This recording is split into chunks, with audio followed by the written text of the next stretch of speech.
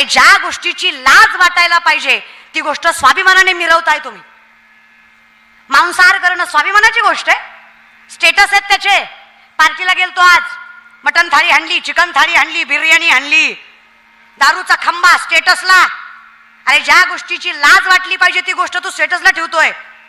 बरं का ठेवलाय, नात करते का, यावंच लागतोय, आज सोमवार उद्या मंगळवार. आमचा भाग तर बेकार झाला निसता महाराज. बरं का काय राहिलं. लाज वाटायला पाहिजे आपल्याला. आपण हिंदू धर्मात जन्माला येऊन आपलं असलं वागणं आहे, आपण स्टेटस ठेवतोय ना त्याचे. ठेवा ना स्टेटस. आज इथं कीर्तन आहे, उद्या तिथं भजन आहे, आज इथं हे, उद्या रामायण आहे, पुन्हा हे करा ना बाबांनो. हा बायावर पैसे उधळणं तुम्हाला भारी वाटायला लागले. अख्ख्या जगाचा बाप आहे ब्रह्म, देवळात नाही आज. अख्ख्या जगात पुष्कर क्षेत्र सोडलं ना, ब्रह्मदेवाचं मंदिर नाही. त्याचं कारण फक्त नजर आहे. डोक्यात ठेवा रे. अहो शाहिस्तेखानाच्या लाल महालाच्या हल्ल्यात शाहिस्तेखानाच्या बहिणीची पोरगी भीतीनं कुठतरी लपली. शाहिस्तेखानाची बायको पळत पळत आली. जहाँ बना मुझे लगता है शिवा के मावलों ने बदले की आग में लड़की उठा ली.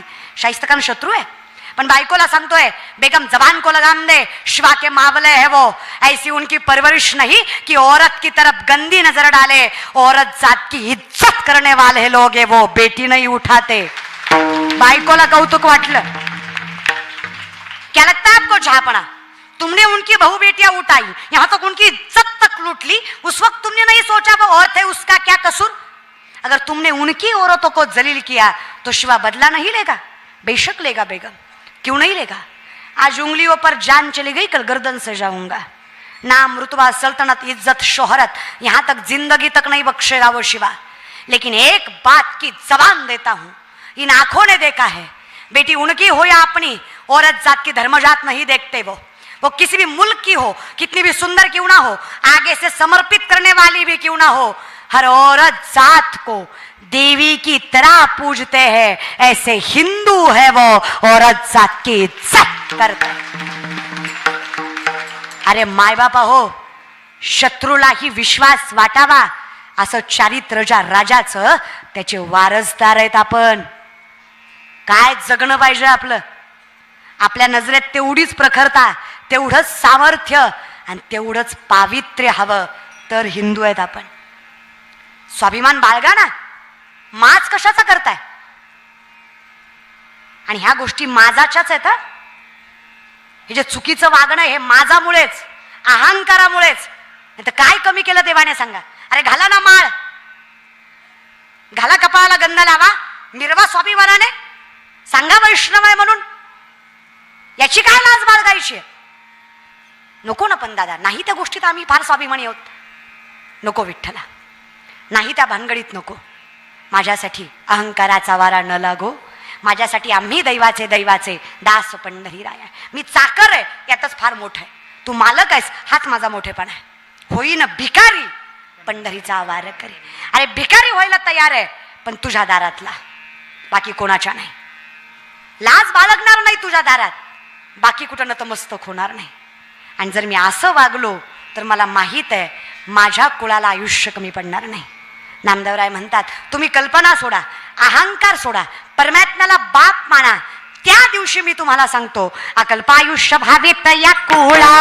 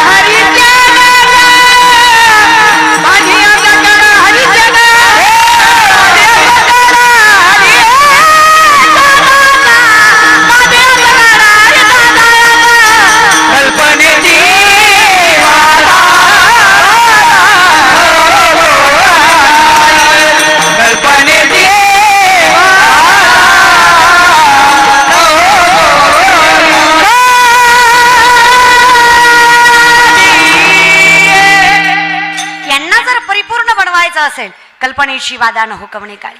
कल्पना असत्य, योग याग विधी येणे नोहे सिद्धी वायाची उपाधी. हे जे माऊली म्हणतात ना, द्वैताची झाडणी गुरुविन ज्ञान तया कैचे कीर्तन.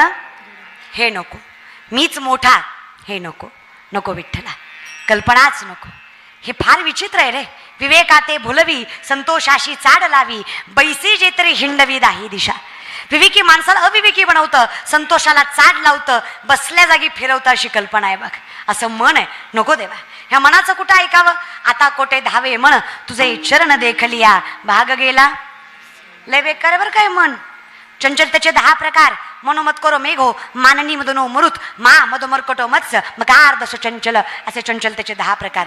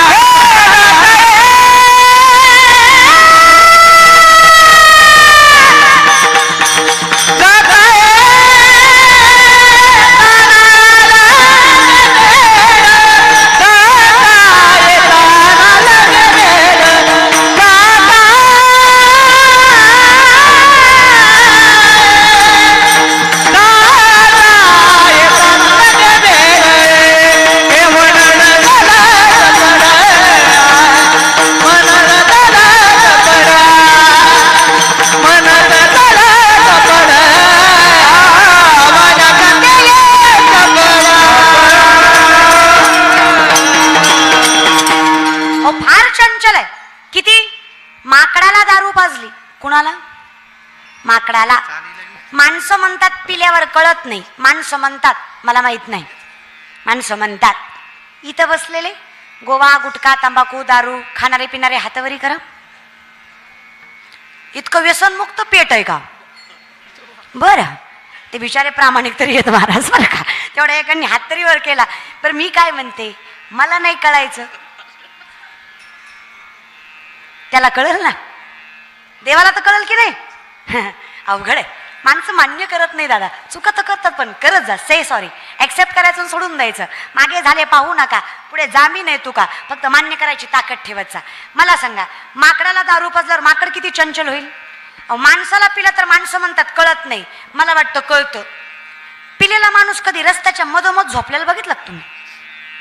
कुठं पडतं ते? कडला.